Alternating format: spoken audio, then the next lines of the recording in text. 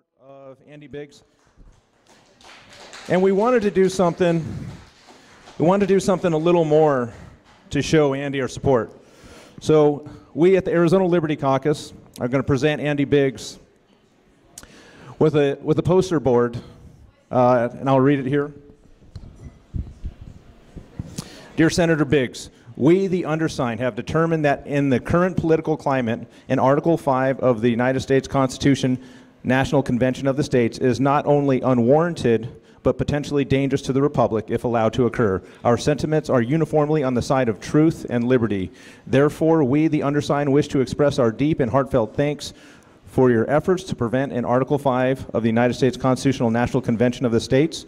We would also like to acknowledge your many other efforts to preserve the principles of our Constitution. In liberty, the Arizona Liberty Caucus.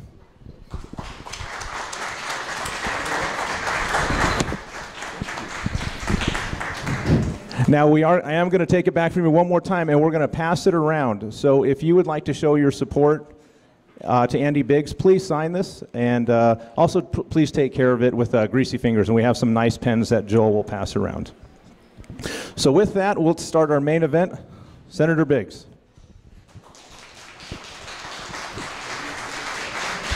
Thank you, John. Thanks so much, Andrea, Morgana, Joel. Thank you for letting me come and be with you and taking time out on this Cinco de Mayo to come celebrate with me about Article 5. And let me just tell you that one of the things that is going on, and I think you probably feel it, is there's a malaise in the country. A lot of people feel that we are teetering. We're getting ready to go over the edge, and so something needs to be done. And so to start off tonight, I brought some. I appreciate John passing that around because I don't get a lot of those type of support letters for my stance on Article 5. But so I thought I'd read to you just some email that I get, just to give you a little flavor of the fun that we have down at the Capitol. This one I received a year ago, but it's a classic.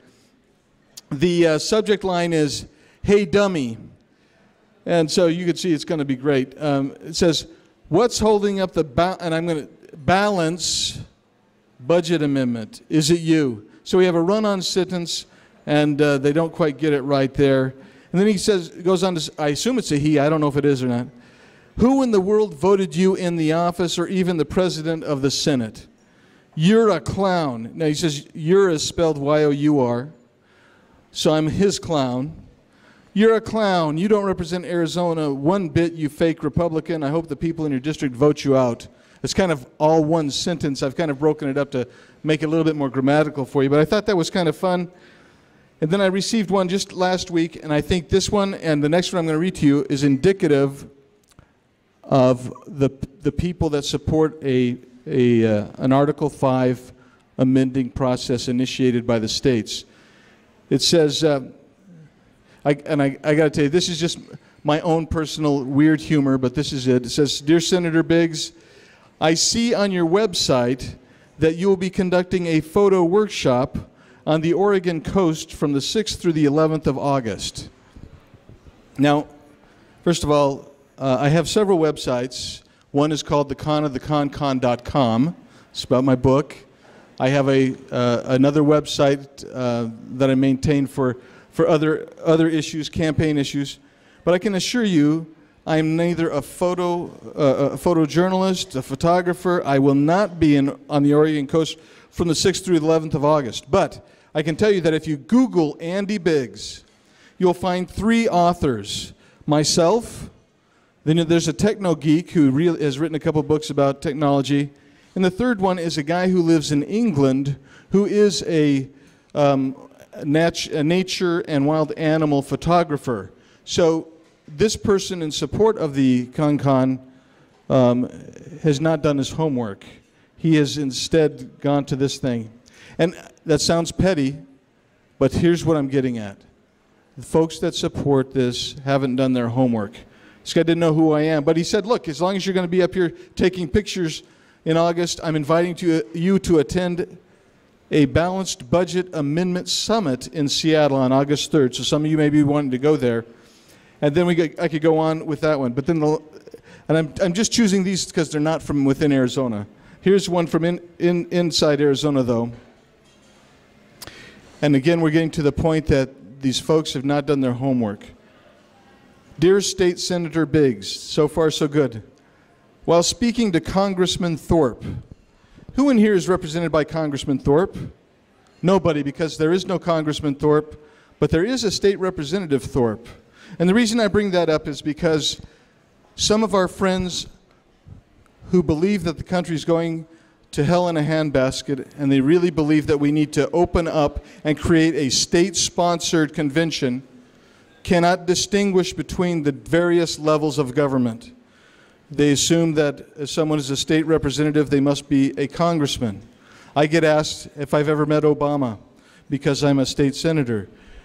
These folks want us to trust them to amend the United States Constitution when they don't even understand the various levels of government. So I'm going to tell you this. If you think that a state representative is a congressman, you probably don't understand the ins and outs of state sovereignty. And the purpose of our Constitution, ostensibly, was to limit a central government and preserve the rights and freedoms of people through the preservation of state sovereignty. And so if you can't make the distinction, you're going to probably have some troubles with some of the things that would occur at a constitutional convention. So the question is changing the Constitution the solution to the problem? Over the last several years, I have met with the leaders, the national leaders of virtually every pro-Article 5 movement. They've come to meet me in my office, or I've met them when I've been out and about in other places. And I ask them often, I say, do you believe that America's ills are based in our Constitution? Do you think our Constitution is the problem? They almost all say no. 99% of them say no. And my response to them is, then why do you want to alter the Constitution to ostensibly fix it when it isn't the problem? The one or two people that have said yes, I've asked them to explain to me what the problem within the Constitution is, and I had someone tell me it is the Commerce Clause. And the reality is, a misinterpretation of the Commerce Clause may indeed be one of the problems that we face in this country, but it isn't the problem. It is the wayward judiciary. It is the U.S. Congress that doesn't bring them to bear, and it is an out-of-touch executive that believes that he is exempt from honoring the Constitution. Those would be your problems. It isn't the Constitution. So, what are some problems with having a constitutional convention? The first problem is this. It isn't a convention. Article 5 is a process. It is more than one convention. It is 51 conventions, at least. It is not an easy process, but it provides a lot of interpretation and a lot of exit points where you can have people come in and take over that convention. So, it isn't just the people on the right, and that's the problem so far. The people that really seem to want this are ostensibly conservatives. They would agree with us on many issues. But when you move away from it, you get to people like Wolfpack, which is an excellent example. On the far left, you moved, by the way, Hillary Clinton has just come out this past week saying that she thinks the Constitution needs to be amended. Oddly enough, the proposal she is supporting echoes the Wolfpack.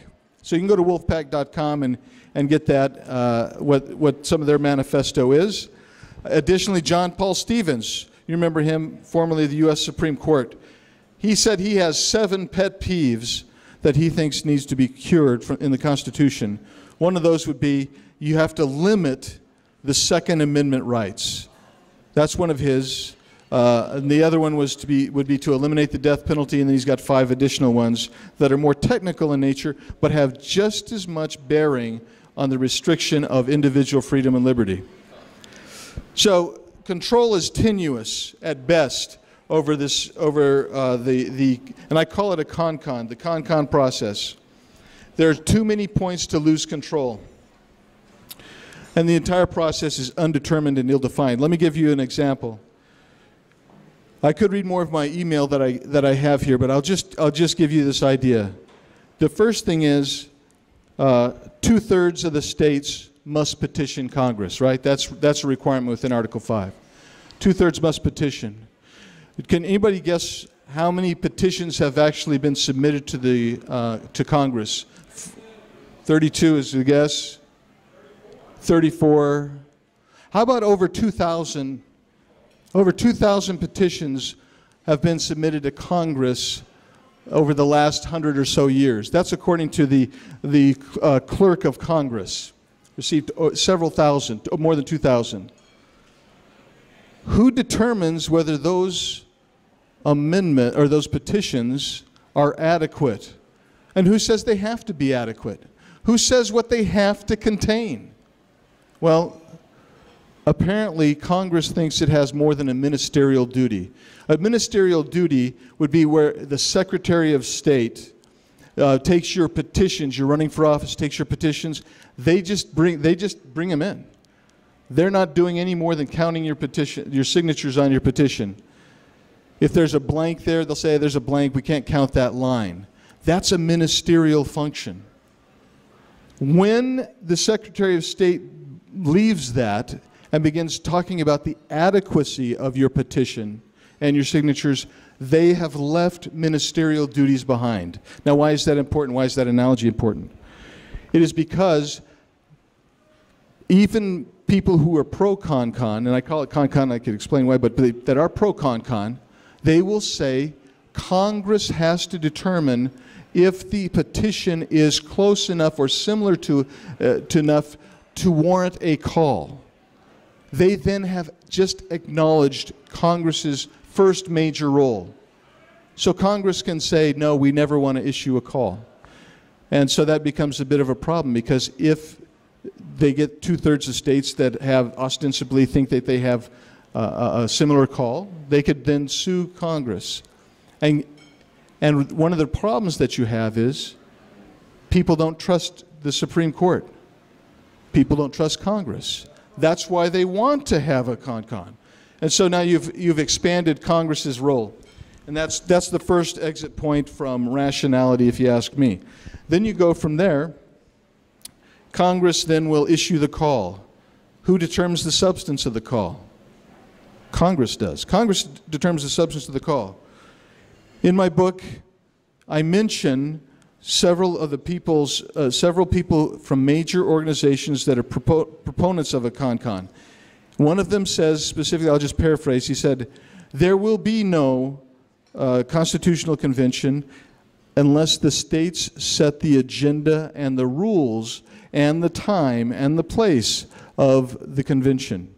There is nothing in Article 5 that supports that statement. Wishing it were so does not make it so. And that's one of the first exit points you have. The next point you have is the actual convention itself. And in my book I describe kind of hyperbolically a potential scenario for a convention. And what would happen at a convention? Who chooses the delegates? Who chooses the delegates to come to a convention? Is it the state legislature? Is it the state executive? Is it a vote of the people? It could be any of those, I suppose. No one knows. No one knows. Although this one I was invited to, they're going to talk about how they could limit the delegates and how they would choose the delegates, right? So there becomes a bit of a problem. But I want to jump ahead in my notes just for a second to talk about this. James Madison spoke twice in the 1787 convention about amending the Constitution. On both of those occasions, He talked about the vagueness. He talked about the lack of identification of a quorum. He talked about the lack of subject matter discussed. And his statement, paraphrasing, is, if we're doing something constitutional like this, we should be more specific. It isn't specific. It is broad and wide open. And what does that mean? Well, I will quote in a moment from a letter that Madison wrote regarding the ratification of the original Constitution. But he concludes that letter that I'm going to read to you with this idea. The original Constitutional Convention was held under the most propitious of circumstances. What does that mean? It means that you had some of the most erudite, well-informed, well-educated people, spiritual people, come together in Philadelphia. They closed up the building and swore by sacred honor that their discussion and debates there would be secret and confidential, so they would not inflame and incite opposition and make their efforts stillborn. And everyone adhered to that. There were 3 people taking notes. They promised that they would not release those notes till people had died off. The first one that came out was Yates. He was a delegate from New York. Who were the leaders of this? Well, you had James Madison, who brought the whole thing together, really. He's the one that brought the Virginia Plan forth. He's the one that went to George Washington and said, you need to come to legitimize this convention. George Washington was a demigod. People believed that George Washington, whether he might have been a good general or bad general, one thing that they accepted and believed was he was full of integrity, and his interest was to the country, and that he would do nothing that would violate the strength of the Confederacy of America at that time. What would we have today? Can you think of one non-movie star, non-pop star demigod who you would like to lead and become the president of a constitutional convention? Ron Paul, seriously, you think Ron Paul is on the level of George Washington? Is he have the same demigod status throughout the country? No. I like Ron Paul. I agree with him 9 times out of 10, which is a lot. But he doesn't have the same status that is just incredible. Now, let me tell you the other thing that happens. We've had a closed caucus in the Senate before. And by the way, hello, Kelly Ward. I'm glad to have you here. And talk to you while you're eating and put food in your mouth. We've had closed caucuses in the Senate. The idea being ostensibly that people can say whatever's on their mind without it leaking and causing a tremendous backlash. We can't pry a smartphone out of anybody's hands. So nobody says anything that might be worthwhile because we've got people sitting there just tweeting out the whole time we're in there. You cannot have a meaningful discussion anymore. The other thing that you have is we have massive moneyed interests who will attempt to control a convention. Do you think that the first time in the history of the world that you had a group of people get together and sit down and write a constitution, deriving authority from the people to do so, was in 1787? Do you think that if opening up a convention to deal with our Constitution, you would not see everybody who has an interest in preserving either the status quo, at least their own personal status quo, their own power interests, their own financial interests? Do you think that they won't try to take control of the convention? I assure you they will. If they will come down to the little old Arizona legislature and try to control their interest at the Arizona legislature, they're going to be there at this convention. So that's, I digressed from my notes here for just a second.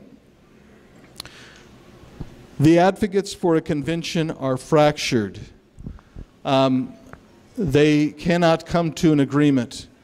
Mark Levin, who's really, I credit with taking this to a new level when he published his book and used his radio program to call me various pejoratives, which makes it interesting. That's when you know you're winning, is when people are using ad hominem instead of actually debating the issue. In his book, he mentions 11 amendments that he thinks are important. 11 amendments. Do you think he's in for that single subject constitutional convention? He wants 11. Then when his book was done, he actually announced later on he had forgotten one more, that he really had 12. Who knows how many he has today? There's a fellow that is going to be going to, I was just talking to a young lady about speaking at another meeting about this. That fellow has stood up and said, no limits on a con-con. You can bring as many as you want. On the other hand, you have the balanced budget folks. And there are a dozen groups at least of balanced budget. They all have their own version of a balanced budget amendment, and they want to limit it. There is a movement from Nick Dranius, formerly of Goldwater Institute. His is called Compact of the States, I believe, or State Compacts. There you go, Compact for America. He wants to try to strangle the problem with that. I'll just mention one of the defects that he basically admits is that in order to have a state compact, who must approve your state compact? Congress must, Article 1, Section 10. Congress has to approve your state compact. So that becomes a problem. They are hopelessly fractured. And so I thought I would share one more letter I received just the other day, about probably a month ago, I suppose. I won't say the name of the group, nor the fellow who sent this to me. I don't know why he sent this to me. It says, "Dear Delegate," I'm not a delegate to anything, but he says, our organization is indefinitely suspended. Given the lack of a concerted and singular approach to an Article 5 convention, I see no other course of action but inaction. So, and he goes on to explain this. He says, a keen observer knows that in any corporate or military initiative, it is a unified strategy and tactics that win the day. Until that happens, no amount of funded capital or diluted resolve can capture our goal of an Article 5 Convention of the States. They are hopelessly fractured. They will stand up and they will, I've actually debated, I don't know why, but I never get to debate just one. There's always two or three on the other side of me. And they'll stand up and there'll be one guy who says, I want to have an basically no-holds-barred convention, all issues. The next guy over says, I want to limit it to a balanced budget amendment. And they both say, we support each other. Actually, they don't. They contradict each other. But they just can't see that. Let's see here. And by the way, the left is also, we're fortunate right now because the left is also fractured on what they want to do. We have the Wolf Pack that Andrea mentioned. They want to deal with the elimination of the Citizens United case. And yet, even within the Wolf Pack, they have people that are pushing for an additional 7, 8, 9 amendments on top of that. And the left is, there's other groups that, Code Pink, every lefty union group wants to deal in an Article 5 process as well. Misplaced trust. I want to just cover that real quick. If you support the Article 5 process to amend the Constitution initiated by the states, you do not trust the voters. You just don't trust the voters.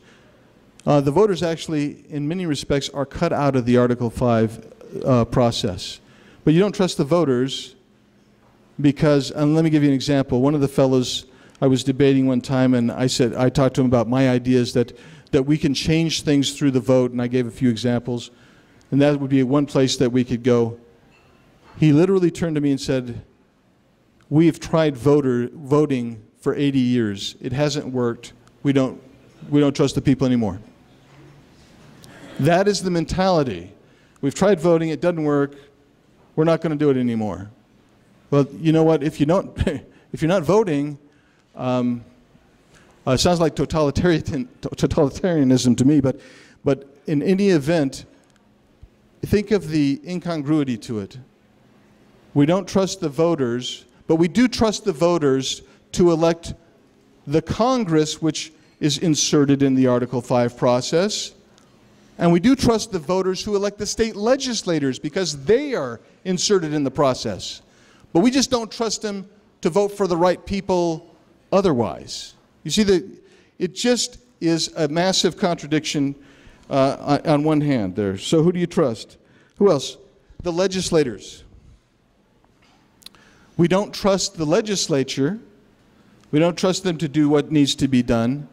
But on the other hand, we do trust the legislature to either ratify only good amendments that we want, or to elect only the delegates that would be honest and faithful and true. Now, just to digress for a second, there's a former professor from the University of Montana Law School named Nadelson. And Professor Nadelson talks about legislatures and self-governing bodies. And as you know, a constitutional convention will be a self-governing body. Now, what do I mean by self-governing body? That means that whoever the delegates are, they come in, and one of the first things that they will do is they will adopt rules for that body. Every legislative body in America is a self-governing body. They all adopt rules of procedure and process. Then they elect a president or chair of that body to basically sit and administer those things, the process, to make sure it works right. Well, here's what happened in Arizona. And this is why a self-governing body is not the answer. By the way, Nadelson says because we do have self-governing bodies, that is the answer. There can be no mischief. And others say we have to bind the delegates legally so that they would be considered to be a crime, for instance, in some states that have passed this, if the delegates vote for anything other than what they've been instructed to do. That's not really a deliberative body, and even Nadelson says you can't go that far. The courts will never enforce that.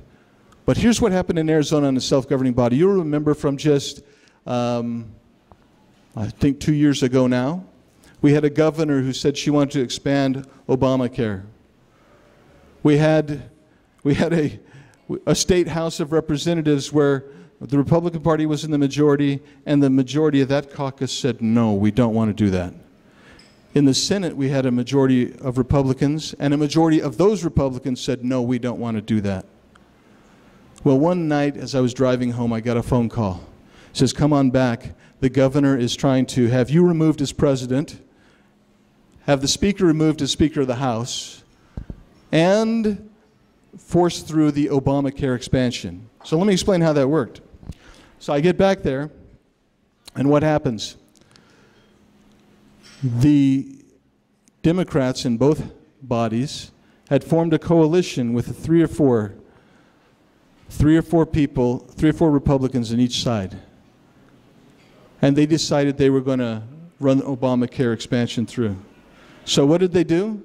The first thing they did is they went to the floor and they moved to suspend all the rules. And of course, they now had a majority. And they could suspend all the rules. And they did suspend all the rules. So now these bills, without committee hearings, without the Rules Committee review, could go right through without rules and be passed. The only thing that held them up was there's a constitutional rule that they could not get around. And that just slowed them down for a little bit. But my friends, what I'm telling you is, who do you trust? So when you say we're going to elect delegates that are going to go, they're going to be bound, I'm telling you right now, no delegate can legally be bound, and they can control the rules of that convention, and they can suspend the rules of that convention at any time. That is something to be wary of, I believe. They don't trust Congress. So I don't believe I trust Congress too much either. But if you support a con-con, you don't trust Congress. In fact, that's why you want a con-con. At least that's the main rule, because everything is to bring the Congress into under control. So they want either higher parchment barriers or new parchment barriers or whatever they are, but I'm telling you right now, they are still parchment barriers. And what did James Madison say about parchment barriers? He said, I don't think they're good enough, actually. It takes ethical, moral people to adhere to parchment barriers. If they're not ethical and moral now, building up another layer of parchment barriers does not make them ethical and moral. But so that's why they want a con-con. But on the other hand, they all acknowledge, well, Congress actually has a fairly significant role even in a state-initiated process. And I've already gone over some of those. So it is, once again, inconsistent. And we could talk about George Mason. George Mason, the delegate from Virginia to the 1787 convention, what did he say? He said, I'm not going to sign this. And he gave several reasons why. But one of the reasons he gave was, Congress retains too much control in the Article 5 amending process. And if they can do that, he says, I do not want to be a part of that. Roger Sherman was great. Roger Sherman from Connecticut in the con-con, or the original Constitutional Convention, he said, think about it. We are 13 states, and even 2/3 were to get together and amend this Constitution, since we don't know what the quorum would look like, but most of the time it's a simple majority. So if you had 2/3 of the states, that would be 9 states. A simple majority of 9 states is 5 states. And he said, a minority of the entire 13 states could, at a convention, they could move to eliminate another state altogether. That was Roger Sherman's beef with this part of the original Constitution. You don't trust the courts. So my friends that support this, one of their issues is we simply don't trust the courts. And who does? I mean, really, who does? I mean, everybody here probably is as skeptical of the courts as I am, particularly the U.S. Supreme Court, where we have justices who openly say that they believe that international law trumps U.S. constitutional law. Why would you trust folks like that? And yet, what's the one thing we are darn certain of? That if Congress or any special interest attempts to get control of that convention, who is going to be the arbiter, ultimately, of this? It's going to be the U.S. Supreme Court. And I don't really trust them to do this in the right way. So. The Supreme Court, appointed by Barack Obama and Democrats, would be the deciding factor. How scary is that? Yeah, and then.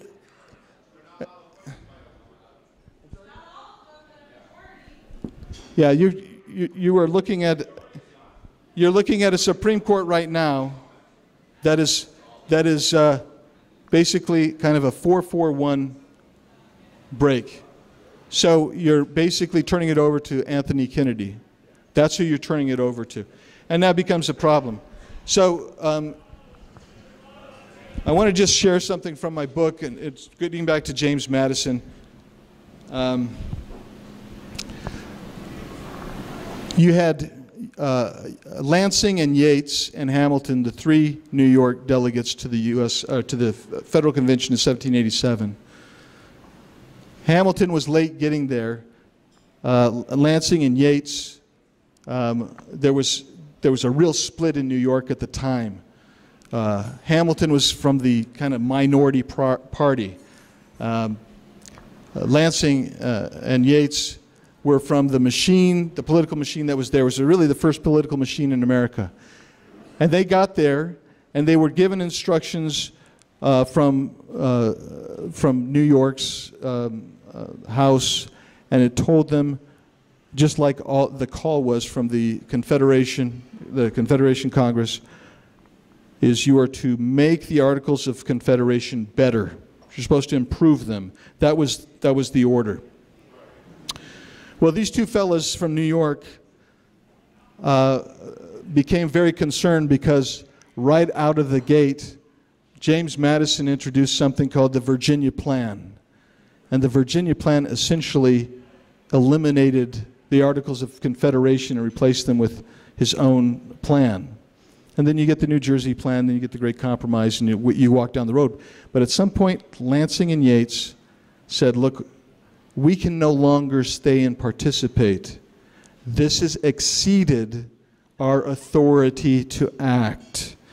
It is no longer a correction of the Articles of Confederation. This is the creation of a new governance system for the United States. Well, so once it came out, the Constitution comes out, it has to be ratified. And it's been ratified from most states, and then it gets to New York, and they've been fighting this thing back and forth. Most of the states, believe it or not, tried to do something that would be a conditional ratification. That is to say, they wanted amendments, most of them focusing on ideas that ultimately became the Bill of Rights. But they wanted conditional ratification. They were able to pull that down. But then what happened is a farmer in Virginia named George Turberville wrote to James Madison, said, Mr. Madison, I would like your opinion. New York wants to open up and have a general convention to reconsider rewriting the Constitution. Now, what is a general convention at the time? The general convention is not meant to really open it up to a full discussion of the Constitution. It means just that everybody that should be participating would participate. This is what Madison wrote in his explanation why he opposed it. He said, you wish to know my sentiments on the project of another general convention as suggested by New York.